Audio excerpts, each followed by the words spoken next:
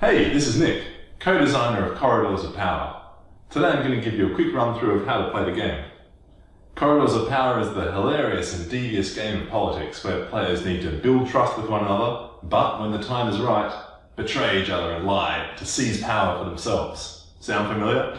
The point of the game is to build political power by passing policies, particularly when they serve your special interests. Another important goal is to make your opponents waste their influence by promising you're aligned with them, when in fact you're being a dirty lying rat. At the start of the game, players are dealt some cards which only they see. First, constituents. Constituents tell you if you're aligned with big business, progressives, workers, or a combination. You'll get dealt your special interest. This tells you which policies you are particularly incentivized to pass or to not let pass. And you get dealt cabinet members. Cabinet members give you one-time powers to be used throughout the game. From there, you deal out the policy cards to create the policy landscape, which is the playing board of the game. Players then go around in turns, with each turn having two phases. First, you roll these dice, the policy-making dice, and make a deal with another player.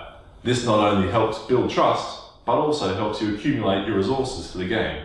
Influence, smear, cabinet members, as well as triggering political crises. Oh no, it's a sex scandal!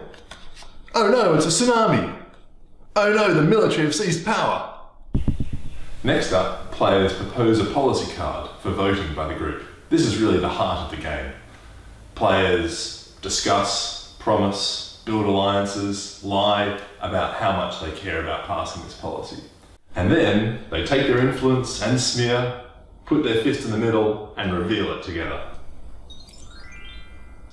If enough influence is contributed by the group to pass the policy passes. But be careful, because players don't have to do what they promised, and players can contribute smear to remove your influence. For example, I might have proposed this policy: lead smelter near Humble Village. But my opponent is working for the tree huggers and wants to oppose it at all costs. He promises me that he's going to support influence, but he smears me instead. So that's the core premise of the game. That continues until two headline policies have been passed. Players at the end of the game accrue power for the policies which they've passed, but also for how well they've served their special interests and their constituencies. The details of how that works is in the rulebook and on this How to Play card.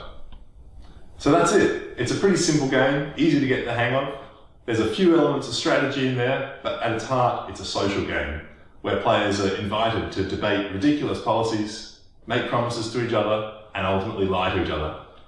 Throughout developing it, we've had a lot of belly laughs and a few incidences of deep, cutting betrayal, and I wish you luck in having more of the former than the latter.